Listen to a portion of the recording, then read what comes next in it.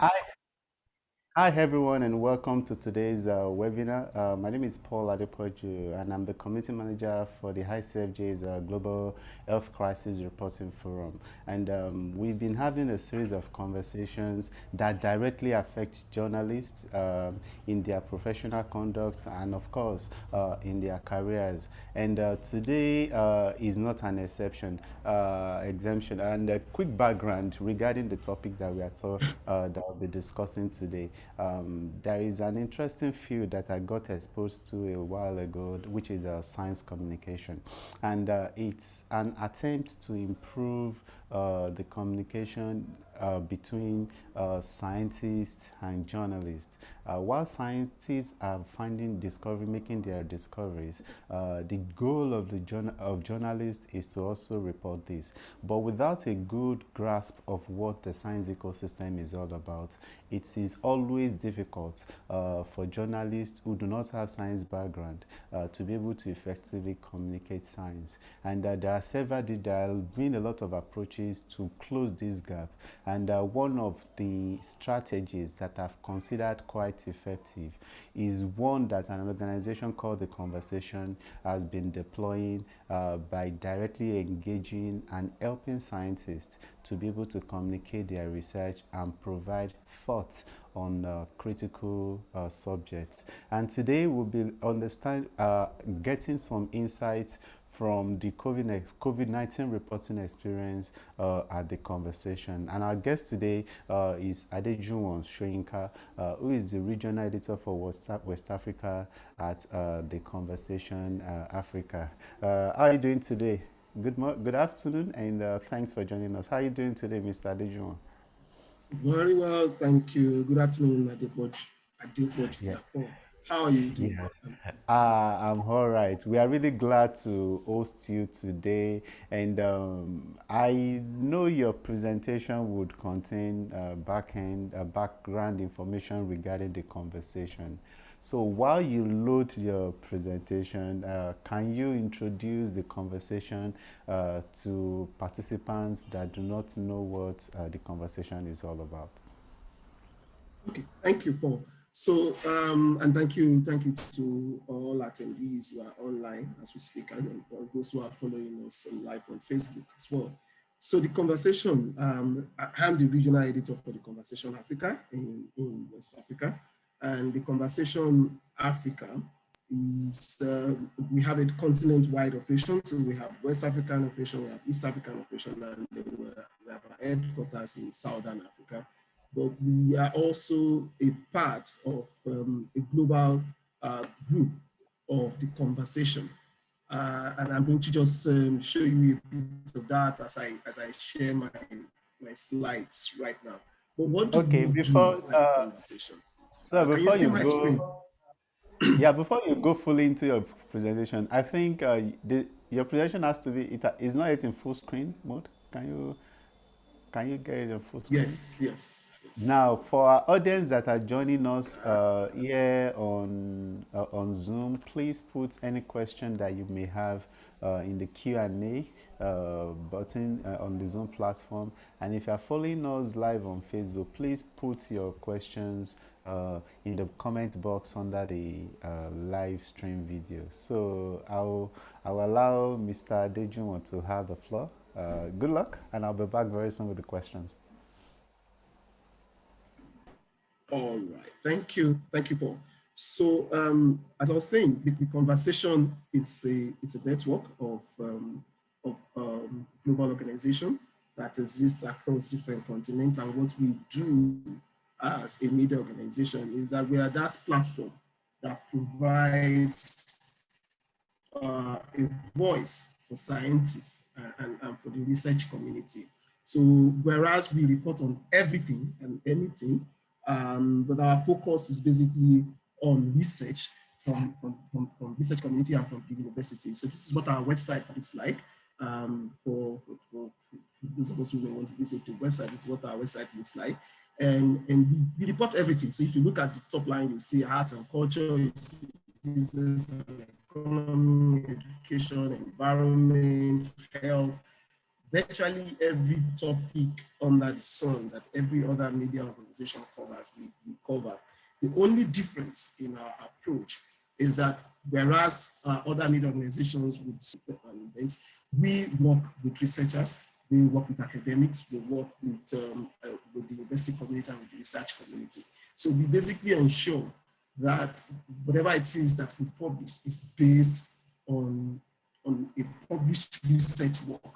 So when we're writing about, say, sports, for instance, we will have to get someone who's done published research on sport topics or the related topic, and then that person then writes on the basis of their published research, and that forms the basis for publications on our page, on our website, and on our platforms. And earlier when I spoke about the fact that we're a global network, so this is all the places where we exist in Africa, in Indonesia, in Australia, in New Zealand, in Spain. We have the Canadian edition, we have the UK edition, we have the French edition, and we have the US edition of the Conversation Africa, of the Conversation generally. And I just kind of quickly give you a global overview of what we've been able to do so far. So the Conversation was launched 10 years ago in Australia. So far, the content of the Conversation globally, we've had over 1 billion reads. And if you look at the breakdown, we've had about 14,063 politics and societies to 8,895 health and medicine articles published, and then about 7,260. Collectively, we average, a monthly audience of about 18 million users and 42 million readers on a monthly basis across all our platforms. And on the African page itself, the TC Africa and the Conversation Africa, we have an average of about 2.5 million readers from different parts of the world through our republications and our republishers. And then those who come directly to our website, out of that number, you have about 900,000 coming directly to our website on a monthly basis. And this is coming from about 4,653 academic authors. Conversation Africa was launched in 2015 in South Africa, and we've had about 6,794 published articles, so far. And we also have what we call republishers. So, I mentioned some of the figures coming from our republishers earlier on. So our content are free for republication by, media organizations that have signed up into what we call our Creative Commons. And some of the logos you see here are logos of some of the media organizations that have signed up with us across different parts of the continent and different parts of the world. And so what they do is they republish our content. If it's something they found interesting, or they think that would be interesting for their audiences, they pick that and use it, and it is free to republish. Basically, our intention is to democratize access to knowledge. Knowledge as it exists in our ivory towers, knowledge as it exists within the research community. We make that accessible to everybody. So we ensure that science is communicated in a language that the average audience member, the average media consumer can understand. In fact, we often, the benchmark we always set for ourselves is, can we communicate this science or this research outcome or whatever the research finding is, can we communicate it in such a way that it will be easy for a 17-year-old, the average 17-year-old, to understand and be able to correctly interpret and use the knowledge. So because we find that oftentimes there's a gap, there's a disconnect between the universities, the ivory towers, the research community, and the end users of the research that these people work on. So you have academics pouring out research work on almost on a monthly basis, sometimes on an annual basis, or regularly. And most of the time, this work sits on shelves within the universities, sits on their libraries. There's a complete disconnect between the society and the ground. And the society needs some of the solutions that these experts have, that they are sitting on within their environment. So they just do their work, They ensure that it is peer-reviewed and it is published in academic journals, and that ends it. Meanwhile, sometimes when you approach those academic journals, even as an average reader, you may not even understand what this academic has written there, because it's written for his peers. It's written for experts like himself who can read and understand these technical jargons and be able to interpret it and make good use of it. But where does that leave me? Where does that leave the average person out there? Where does that leave the average leader of an industry who may need the solutions in your research for certain innovation in the marketplace? Where does that leave the policymaker, who may need the innovations or the ideas in your research to be able to solve societal problems? So that's where we come in. We bridge that gap. We ensure that we pick your research. We ensure that we interpret it and translate it, help you edit. So we assign an editor to work with the scientist, who then helps that scientist to break down the terms. We write the article in such a way that will easily bring out your research findings, why your research findings are important, what impact your research findings could have on the society as a whole, and what lessons we could learn from your research findings. And then maybe we can conclude with some recommendations or some things like that that society can learn from.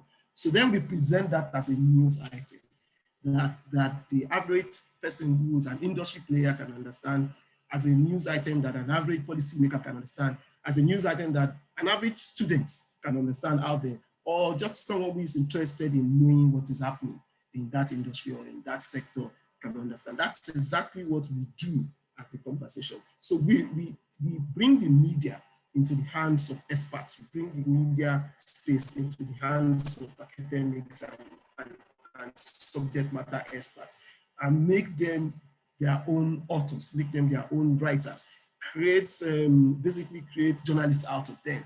But of course, with the support of our editors who are trained journalists, who are, who are experts in working on articles and getting them turned around and making them accessible to a larger audience. And when that is done and it is published on our website, we then make it freely accessible to our republishers, and those of whom, some of whom the logos of whom you are seeing on the screen right now, who then can pick the article and republish and further circulate to their audiences.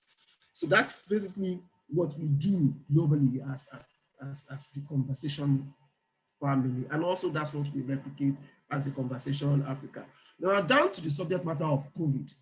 First I want us to look at COVID from the point of view of our coverage as the Conversation Africa. And later we'll talk about COVID from the point of how it has impacted our operation as the Conversation Africa. So I'm probably kind of breaking into those two parts. In terms of coverage, we've had about 11.9 million reads of the articles that we published on COVID, and that's roughly from about, fully from about January 2020 to date, when we then kind of gave COVID full-scale focus.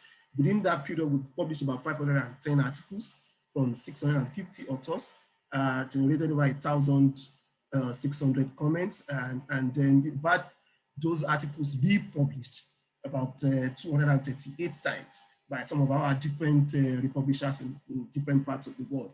And sometimes we also have instances where articles are published on our page in English, and then there's interest from the Conversation France, so it is translated into French, or there is interest from the Conversation Spain, so it is translated into Spanish. So there's interest from the Conversation UK or US, it is taken in English and then and used on all those other platforms. So when your article is published on the Conversation Africa, it potentially can go to any of our other sites in different parts of the world, and potentially can also be picked up by our republishers from any part of the world and can be translated.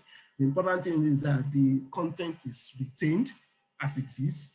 So what we ensure that our republishers do is that they do not change the content from headline to the last dot on their article. So they just only can pick and republish as it is, because our model gives a lot of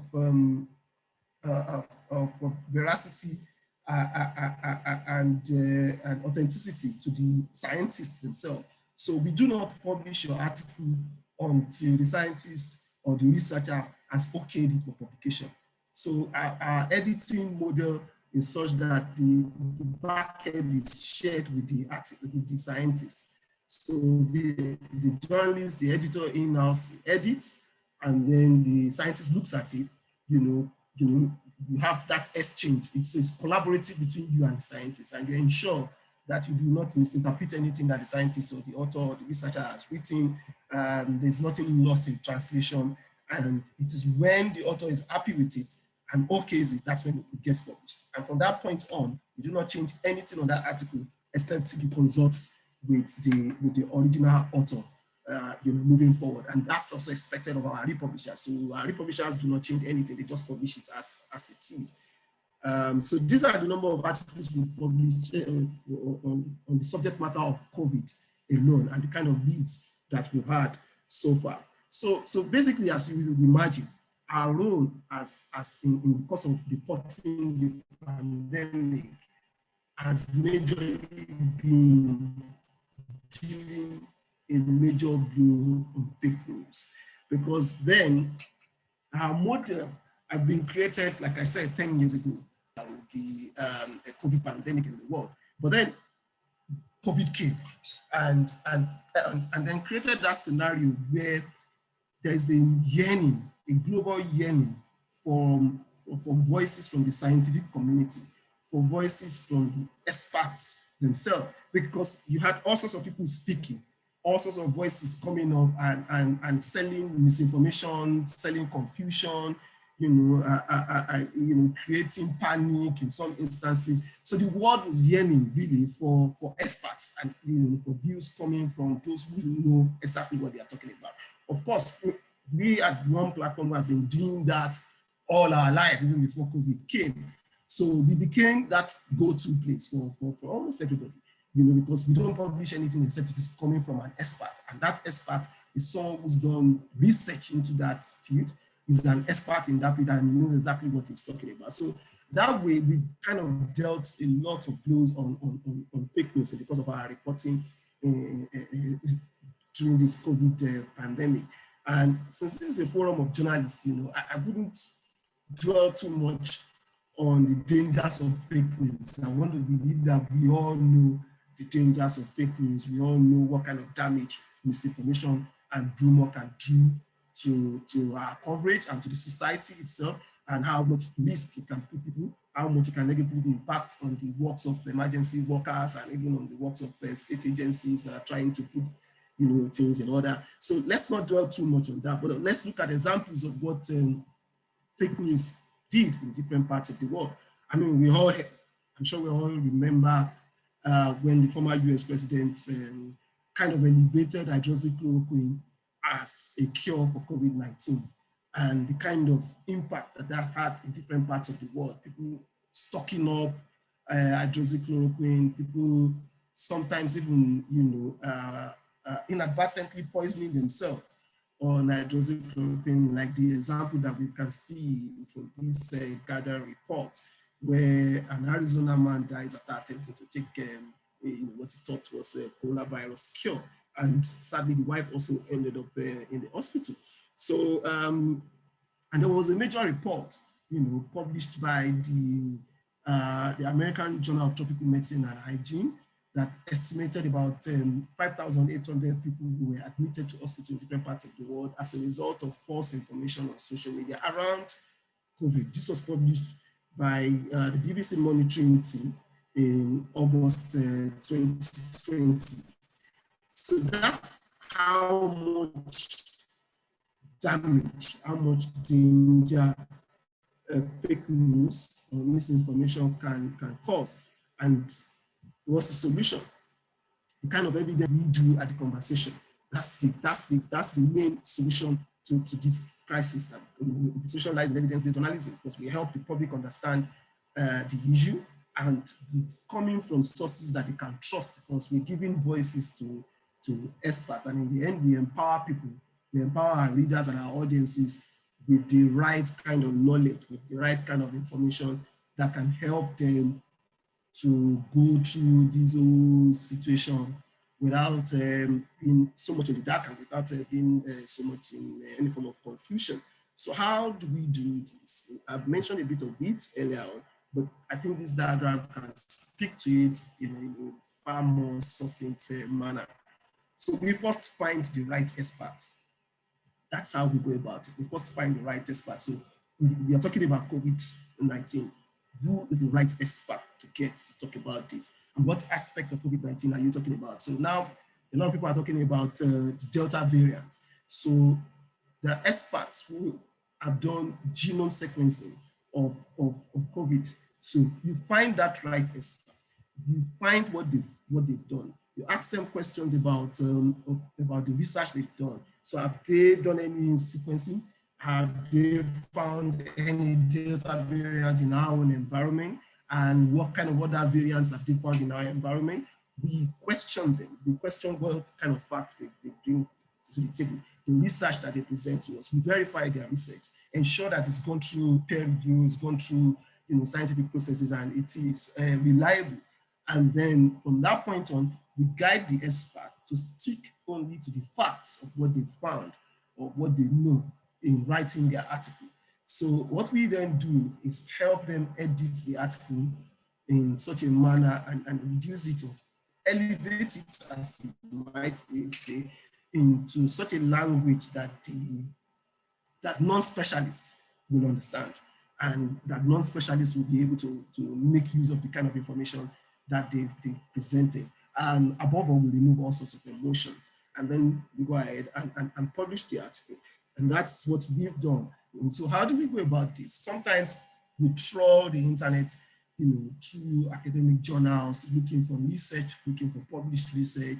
And when we find one that we think is relevant to what we're looking for, or we find one that we think is interesting or might interest our readers, we then go ahead and contact the relevant academic behind that research and find out if they are willing to write for us. So we contact them either by writing them, sending them an email and asking for usually between 800 and 1,000 word article on the subject matter of their research. We also actively contribute universities and research institutions, across the continent and in different parts of the world. In fact, I've got colleagues whose main responsibility is, creating and sustaining and building and maintaining relationship with universities and research institutes across the continent. So we reach out to these universities, we maintain contact with them, we maintain relationships with them. So when they've done a new research or they've got something that they think is interesting, they reach out to us and tell us that, oh, we have this research,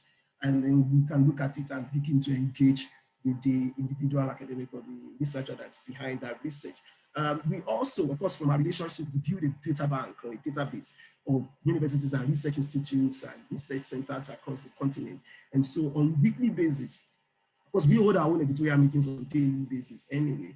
And then on weekly basis, we collate some of the ideas that we have and that we haven't found authors to. We then send them out in a call out, kind of general call out to all these universities saying, look, we are interested in an article that demystifies this issue, or we're interested in an article that explains this issue, or we are interested in an article that provides context for this issue or that issue in this field or in that area.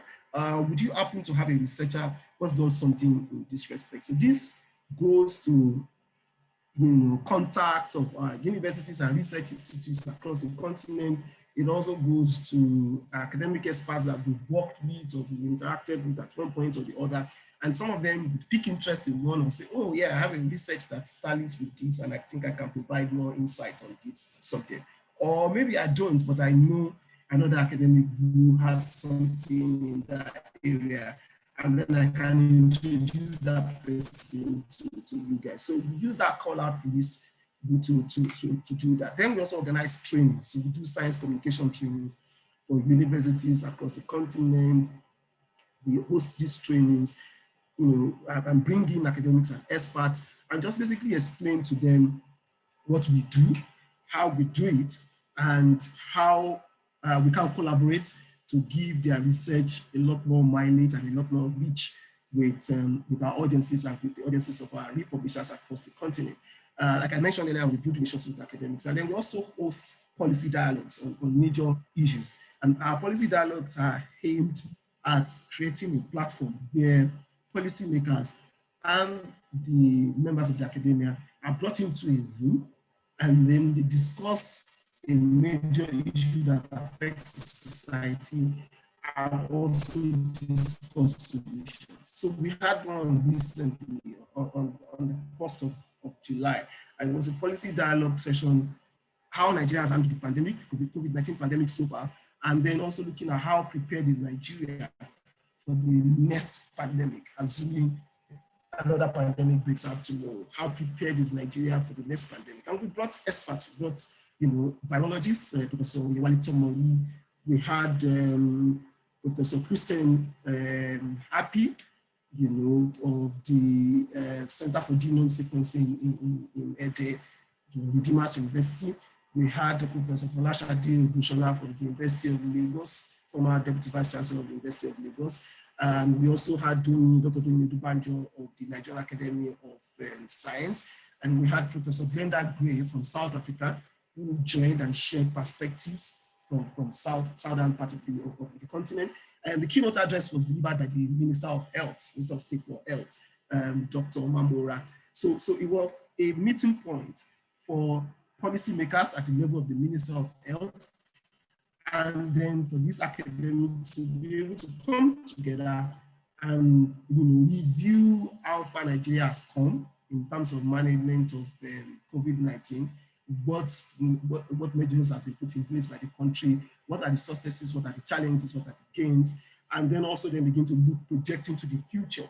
So suppose this happens tomorrow, if we're supposed to go through this all over again, how prepared is Nigeria for that kind of scenario? That's what we did on the 1st of July. And we're planning such other policy dialogues in different parts of the continent. We have one coming up in East Africa, we have another one coming up in Southern Africa, we have another one coming up in West Africa again, but this time in Ghana. So we use those kind of policy dialogues to bring together, again, create a bridge between the research community and policymakers. And of course, we also bring in members of our audiences, because the event was live streamed on our platforms and also live streamed on media partner platforms like Wazobia FM in Nigeria, News Central TV, the Punch newspaper also in Nigeria live streamed that event to their audiences. So it wasn't just the policymakers and the academy, it was also members of the society who were also part of the conversation at such policy dialogue. So that's another way of extending what we do on our website or on our social media platforms or on a daily basis. And these are some of the examples of some of the copies we published since the pandemic. This was by Glenda Davison, an associate professor from Cape Peninsula University of Technology. I was talking about blood groups and their antibodies. Area is being explored in terms of talking about immunity to SARS-CoV-2. Another example is when this one is from the center I mentioned earlier on, led by Professor Christian Happy. This was an article where they've done that center did the first genome sequencing of SARS-CoV-2 on the African continent, different variants. So as at the time, this article was published in September 2020. So that time they've identified 7 lineages of SARS-CoV-2 in Nigeria.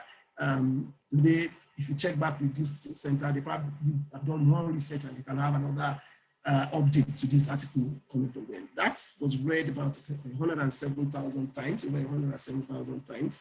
And so the number of comments, and it was republished by 19 of our media partners. I'll just quickly show us another example. COVID-19 immunity and reinfection, why it is still essential to take precautions. This was an article, looking at the possibility of reinfection. There was a point where there was a lot of debate around, so if you've been infected, can you be reinfected? And how much precautions should you take if you've been infected and recovered from COVID-19? So we've got experts who've done research in that area to give us an article on that. Then this is another example again about how washing your hands can help the spread of coronavirus. The main important thing I want us to take away from all of this is that none of this is coming from the point of just mere opinion articles or write-up. All of it is coming off the back of experts who have done research in that area, who know exactly what they are talking about, and are speaking from the basis of their academic research findings. So basically that is what we do, and that is how we do it. And speaking in terms of how this whole thing has impacted our own operation now, which is like the second part of what I said I was going to talk about, just like any other newsroom or most international newsrooms, we've been working from home since about March last year. So our colleagues, our team from all over the world, we've all been working from home since March 2020. So we've been working from home for over a year. We created a special section for COVID-19 on our website. So if I can just quickly take you back to what our website looks like. You see this slide, you see that there's a tab for COVID-19 here. This was created in response to COVID-19. And so we have a special tab for COVID-19, and all our COVID-related articles go into that special section for COVID-19. We had a team in-house focused mainly on COVID-19 and getting experts from different parts of the continent to contribute to the debate, to contribute to the research, to contribute to the body of knowledge, and provide more insight for our readers on COVID-19 and on all the issues that have come up as a result of the pandemic. We've also had trainings. So the trainings that I mentioned, the science communication trainings that I said we do for universities, we've had to move them online. So we've delivered all our trainings remotely. We deliver trainings with University of Nigeria, Nsukka, University of Lagos, University of Ibadan, several universities within Nigeria, several universities in South Africa, in the eastern part of the continent. So all over the continent, we've delivered several trainings between last year and now, all of it remotely. Our policy dialogue, the one I mentioned that we had on July 1, was also held remotely. So we got the minister, we got all the speakers, all remotely. And on the, at least for those who registered directly, we have about 100 or over 100 participants, apart from those who followed on our social platforms, on our Facebook, because it was a live stream on our Facebook, and then those who followed on the social platforms of our different media partners who took the events live. So these are the kind of things that we've done. We've also held our annual awards. So we do awards, for our academic writers, just to encourage those ones who are contributing regularly. We did that also in West Africa, for instance, and it was all remote. We had academics from Ghana who were part of the event and even received awards at the event, and it was all done remotely. So those are some of the things we've managed to do in the last 1 year thereabout of the pandemic, and so far we're still working remotely. We're taking it as each day as it comes. We'll constantly continue to relate with our experts and try as much as possible to provide evidence-based answers to whatever questions may be on the minds of our readers, whatever questions may be on the minds of the general society about COVID-19 or about any other subject at all.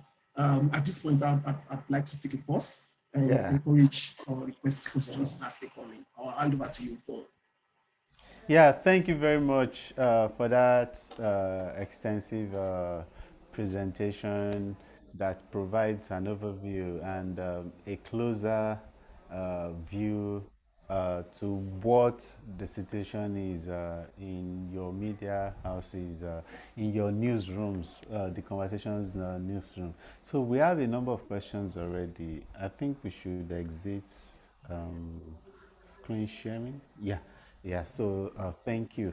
So it's obvious that the conversation Africa, in addition to the conversations outlets in other parts of the world, you seem to have been able to gain the trust of scientists. who are now willingly allowing you to come on board and tell their science story. Now, in your relationships with scientists, what do you think ranks really high on their priority list before they can really open up and work with you to write their stories? I think it's trust. In fact, at the very base of the entire relationship between journalists and scientists is that question of trust. Can they trust you with their research? Can they trust you to properly interpret their research and not misinterpret it, or not end up saying something different from what they said? That has always been the conflict between experts and journalists. Oh, I was misquoted. No, that wasn't exactly what I said. No, you didn't quite get what I meant in that area. So that's been the main issue. And for us, so long as they know they can trust us, they can trust that we will not misinterpret them. And in any event, our editing process is so transparent and so collaborative that it leaves no room for misinterpretation or miscommunication or any kind of misjudgment of whatever it is that the expert is trying to say. Because the expert is part of the editing process anyway. He gets a chance to see the dashboard and gets a chance to make input. And he has to okay the article before it is published. All of that we've built into our process in order to build that trust with the experts, in order to let them know that they're actually in charge of the process in this case, and that there's no chance of them being misinterpreted or misquoted or quoted out of context, or their views twisted in ways that may either embarrass them or make them vow never to deal with journalists again. I think it's that question of trust, really. Now, is it possible? I know you are really doing a lot offline and outside of the newsroom. Is it a very important step for journalists to still have offline relationships with scientists, or in situations where this is not, it's not in every situation that is possible for journalists and media houses to be able to meet and organize a policy focused event that would bring all the stakeholders together, where trust issues can be discussed and sorted out. So, what, as an expert, would you recommend for media houses that also desire to have this kind of rapport with a scientist, but do not have the might or the strength or the capability to be able to have an offline relationship with scientists? Uh, you know, Building trust requires effort. So, if you must cultivate relationships and cultivate trust, and I think we know this as journalists, we cultivate relationship every day with our sources. Whether that source is a local police officer somewhere, or a security agent somewhere, or one guy who works in one office or the other.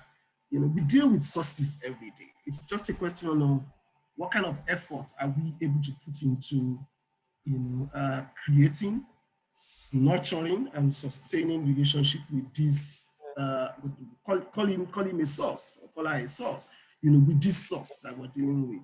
How well are we able to nurture that relationship? And you would know from my experience as journalists that um, the worth of a source, or how much value a source brings on the table, is often dependent on how much work we've put into building a relationship with that source.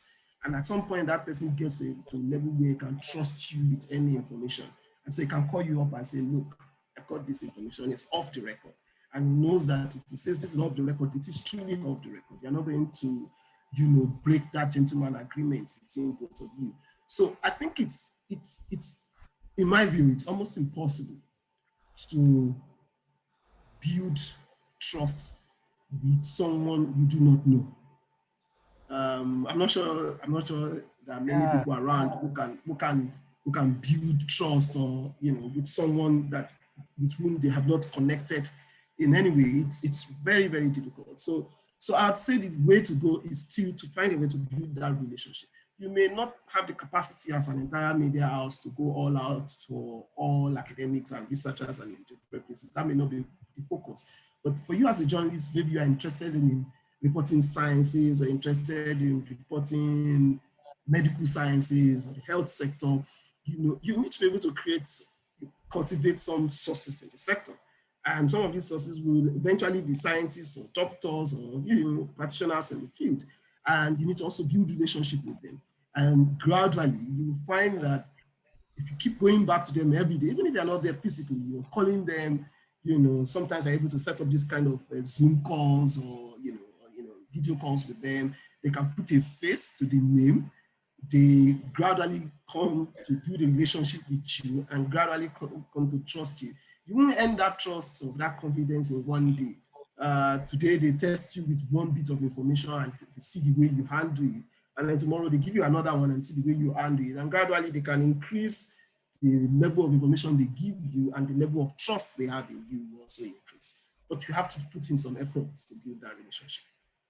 I think before I ask the next question, we still have time to take some audience questions. So if you have a burning question that you would like my guest today to help you with, you can put it in the Q&A section on Zoom or under the comment, under the live Facebook stream comment box. So another question that I think, one of the things that I like about the conversations approach is right there in your structure, you've been able to deal with one of the challenges, one of the requests or desires that scientists do have, which is their their their disagreement with being quoted out of context, in which the way your platform works, like you presented it, everybody is part of drafting what is going out. They see what is there, and with that approval, it is not going to move forward. And I know we saw that you have republishers, but in the real context of journalism, is not in, especially how journalism is practiced. I know you've also been with other media outlets. It's not in every situation that you can actually guarantee a scientist that this word that you've said would only be verbatim and everything in the story would be the way that you've desired it. Especially, we have cases in which you have to double check, you have to interview other sources to confirm what you've gotten. So in situations, your own scenario is an exception. So even though we cannot, in outlets that cannot guarantee scientists 100% access and control over what the final story will look like, how do you think they can still be able to gain some trust and still work really well with scientists? Well, thank you, Paul. I think what needs to be done, because at the base of it all, is that the scientist wants to be sure that what he has said, what he or she has said, what his or her research finding, is not misrepresented, because then it affects his own integrity, it affects his own position, as an expert in the field. So what is essential for us as journalists is to be sure that we double check when we're in doubt. I mean, it's a basic maxim in journalism. When in doubt, you verify, and or if you can't verify, then you leave out. So it's that basic requirement. So even if you are not working for a media organization that is focused on basically working with researchers like we do, and we have an instance where you are in a situation where you have to interview 2 or 3 researchers and even still interview some other people and put that together in a news report. Be sure that whatever it is you are told, you get it correctly.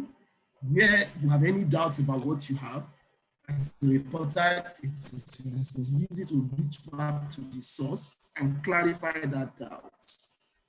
So if an expert says to you that hydroxychloroquine is not a cure for COVID. Why a journalist should end up writing a story that says hydroxychloroquine is a cure for COVID-19. Even if someone else had told you a different opinion, you would report what scientist A said and then report what scientist B said, and say, look, yeah, there might be a bit of differences between what they both say, but this is what scientist A has said. There will be no basis for changing or misinterpreting what scientist A has said. Now, I think the real tricky part, Paul, is not even cases where journalists go out of their way to deliberately slant information. No, the tricky part is that, as journalists, our newsrooms and the society expects us to be an expert in every field. But the truth is that we are not. Our training requires that we know something about almost everything, right? But it doesn't ever require that we become experts in every field. And you do know that your life as a reporter, today you may be asked to write a story about COVID-19, and so you are dealing with medical issues. And then the next minute you're writing a story about law, and you're dealing with legal terms. And then the next minute you're dealing with economic terms and all of that. Yeah, you're expected to know something about everything, but you're technically not an expert in any of or all of those fields. So what do you then need to do? You need to talk to the experts in this field. What often happens to us as journalists is that when we pick academic research or we speak with academic experts, because they are not trained to communicate in a mass language, they tend to speak a lot of technical jargon and all of that. And oftentimes, as journalists, we take on this jargon and we assume we know. We just assume we know what it means, we know what it's saying. And sometimes even our ego as journalists will not allow us to ask further questions and say, look, please, can you break this down? Then we go back and write a story based on the assumption that we thought we knew. And then we end up saying something or interpreting it differently from what the expert has said. So sometimes what causes the rift between scientists and journalists is something as little as the scenario I've just described. Our assumption that we know sometimes, and sometimes the assumption of the expert that we know, and then sometimes the assumption of the expert that we have deliberately skewed what they've said. So there's just that mistrust between both parties. Each side looking at the other with that lens of suspicion, and that's what we are out to completely break. Create that level playing field between the journalists and the experts, subject matter experts, and ensure that both of them work together to produce an output. And don't get it wrong. So our platform is not entirely at the mercy of experts. So you won't, for instance, find articles published with technical jargons that are unexplained. No, we won't allow that to go, because our essence is to ensure that at the end of the day, your expert views and technical jargons and knowledge are made accessible to the average reader out there. So if you're going to end up with an output that is not going to be accessible to the average reader out there, then we might as well not publish at all in the first place. So it's not about yielding control totally. It's just to ensure that you as the expert and the editor assigned to you both agree on the final output, and then it is published. Where there's a disagreement between both of you, we ensure that that disagreement is resolved before the article is published. And that process has built relationships with those experts across the world. Okay, thanks for that. We have another question, and it's on addressing fake news, which I think your presentation was also dealt with. Is from Ali Akbar Ikojo, who says, what type of strategies are scientists, science journalists, and public health professionals using to counter fake pandemic news? I also wanted to take it in this context. Yes, it's your organization, your media, your organization is aggressively striving to also address fake news by actively and directly engaging the experts. But in your interactions with with the scientists on their own. What are their thoughts and what are their concerns regarding fake pandemic news? They are just as worried as every other member of the society about who are concerned about the impact of fake news or misinformation on people, and also seeing how sometimes this leads to what you may consider to be avoidable loss of lives, or sometimes leads to crisis, in the society. So they are just as analysts as well. And what do we do, or what can we do? Basically, not more than what we're already doing, ensuring that the academics themselves, the experts themselves, only speak about what they know. So the verification is not just on one side, it's on both sides. We're ensuring that you are an expert in the subject matter on which you are speaking or you are writing. So when that order is crossed and that you've got a body of research backing up what you are about to talk about or what you're about to write about, then we know, okay, yes, because that order on your own side. Then on our own side, we then want to ensure that we make your body of knowledge accessible to our audience. And how do we do that? We ensure that it is edited in a way that it is interesting, it is readable, it is easily understandable for our audiences, and they can easily digest and interpret it and make good use of the information. So we help you package your report in such a way that it is straightforward, it is simple, it is easy to understand, it goes straight to this is what we have found, this is the problem, this is what we did, this is what we have found, this is why it is important, and these are the solutions that we are propounding, and that's it. So it's easily digestible from the headline down to the last dot on the article.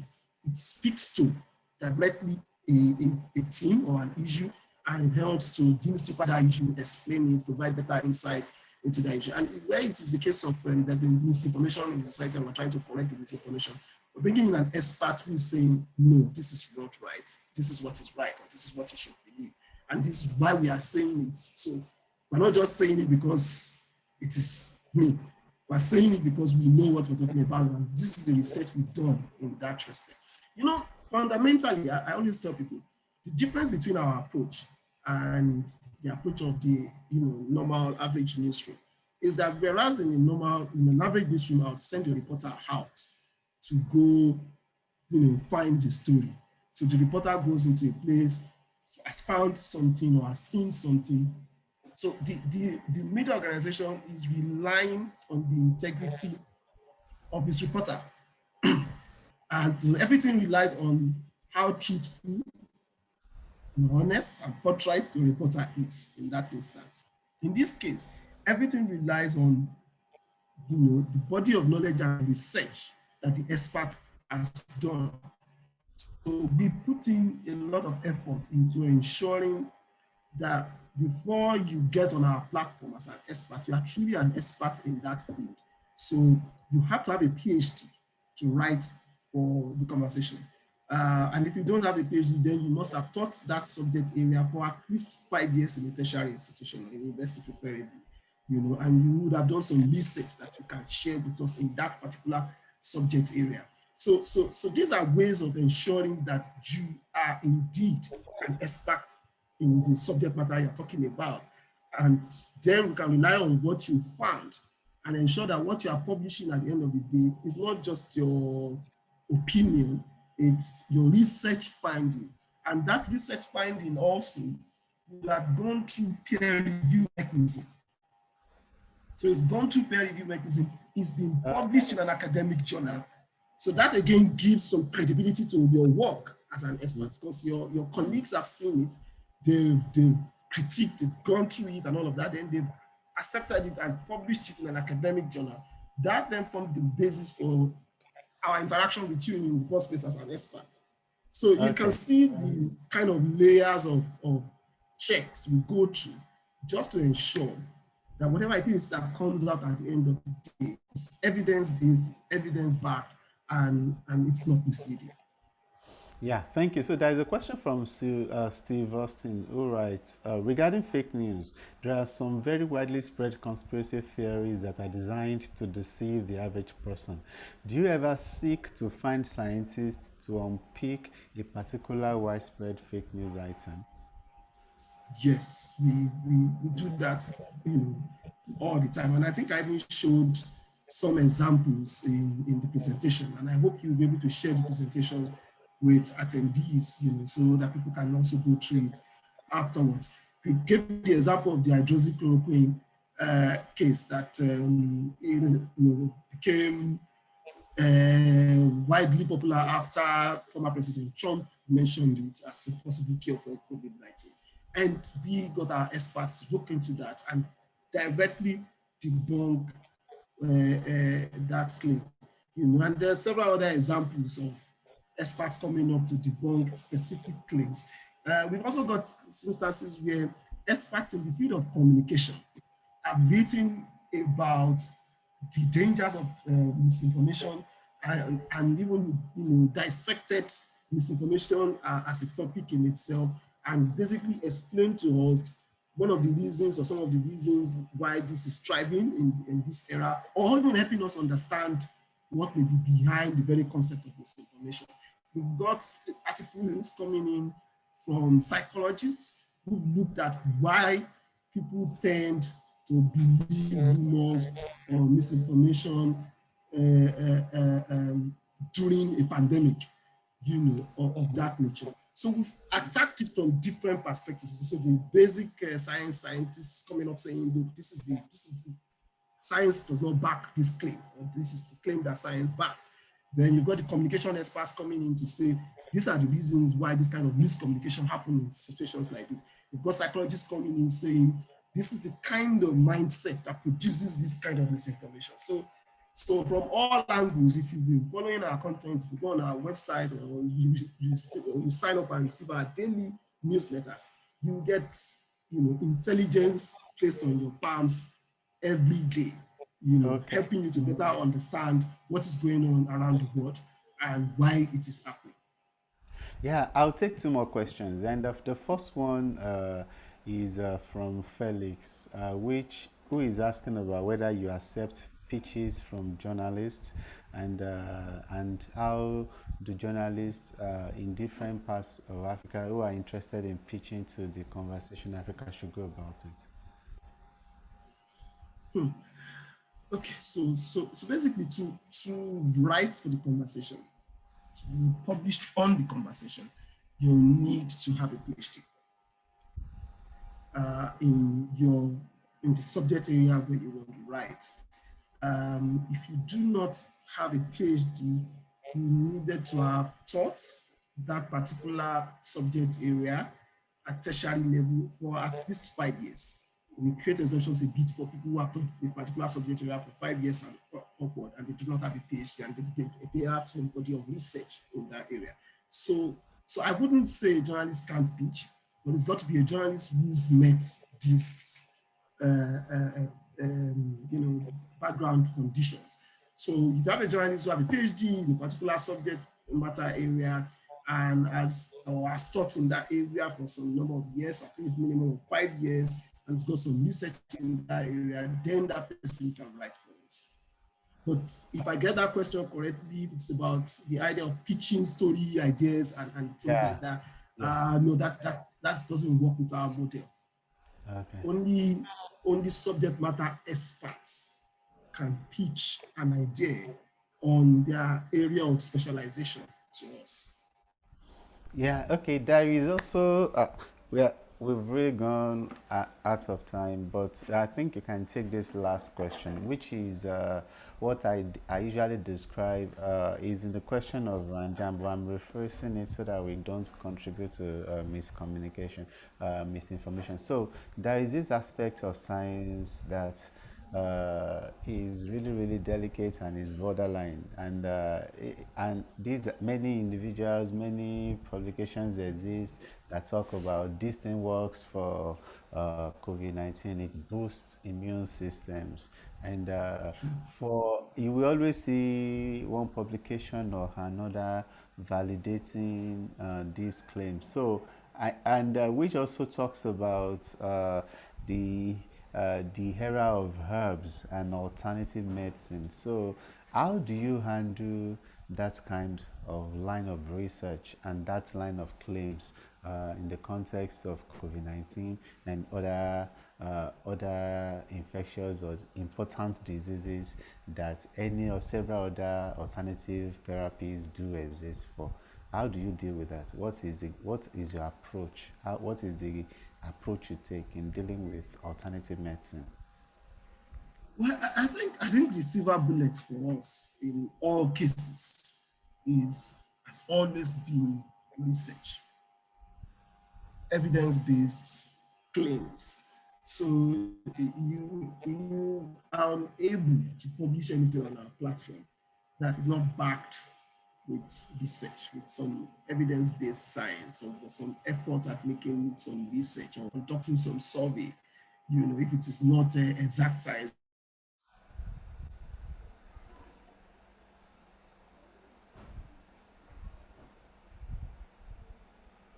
I think our speaker is frozen, and I hope you'll be able to join us to complete his thoughts. Yeah, I think Yes, he's. so I can hear you now. Paul. Can you hear me? Yeah, yes. Okay. Finish your So comment. so Yeah. yeah, so I was just saying that look, for us, the basic rule is that everything has to be backed with research, everything has to be evidence-based. We do not publish opinion articles. So you can't possibly come up and say, oh, it's my opinion that this alternative medicine works better than that. No, your opinion has to be backed with some research, with some evidence. And so if you're unable to present that, then your article won't be published on our platform. So I think that has kind of insulated us from those kind of claims. So if you find any claim on our platform, that claim is backed with research, and it's backed by not just research, but peer-reviewed research. Okay, So I that's think that kind of answers that, yeah, that yeah, question my for us. very last question would be what did COVID-19 bring that you think is going to permanently influence how things are done at the media, at the conversation going forward? Has COVID-19 had any permanent impact on how things are done? Oh, absolutely. In fact, almost on everything. I mean, everything is done remotely now. For over a year, we've been having our editorial meetings every day remotely. We've had trainings, we've had award ceremonies, we've held policy dialogues, we've interacted with all our experts remotely. This meeting is happening remotely. So it's. I think it's come to stay actually. Yeah, at some point we may have to return to our physical offices, but I do not imagine that we will ever return the way we used to do pre-2019, or about or thereabout. So you may have instances where colleagues now choose the number of days they come into work physically and the number of days they want to work remotely and all of that. But I think that things have changed permanently in that respect. Um, I mean, prior to now, for a conference of this nature, there might have been some flight tickets and some travels Yeah. and things like that. But then we've held this event without moving from our individual base. So I doubt if organizations will go back into that era fully of expending so much resource and time to put together events that could be done quite nicely remotely. So these are some of the permanent changes I think has happened to us, and we've embraced them like every other international newsroom across the world, and we're learning every day. We're learning every day and making things better, on how to make it easier for our colleagues to function in different parts of the world where they find themselves, and also make life easy for our academics as well, our experts and our authors as well. Yeah, so I really want to appreciate you for taking time out to come and share your insights into the COVID-19 situation and how the conversation is closing the gap between scientists and journalists.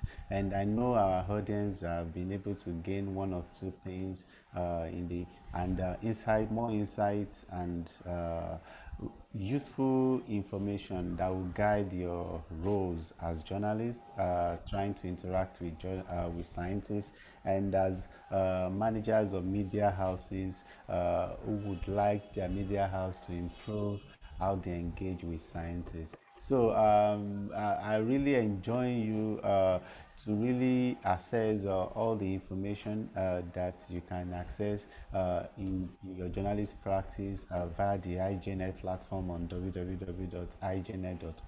And you can also learn more about the ICFJ Global Health Crisis Reporting Forum by visiting ICFJ website on www.icfj.org. And you can also be part of our very active and rapidly expanding Facebook community by searching for the ICFJ Global Health Crisis Reporting Forum on Facebook and be part of our group. So next week we are continue this conversation around science communication, and our expert is the training coordinator for SciDev.net. So we'll also be learning more from their own COVID-19 experience. So once more, I really want to thank you, Adejuwon, for joining us today, and we'll keep in touch subsequently so that we can continue this conversation and continue to rub minds. So from me and everybody at the ICFJ Global Health Crisis Reporting Forum, we say thank you and have a lovely day. Bye, everyone. Have a lovely day.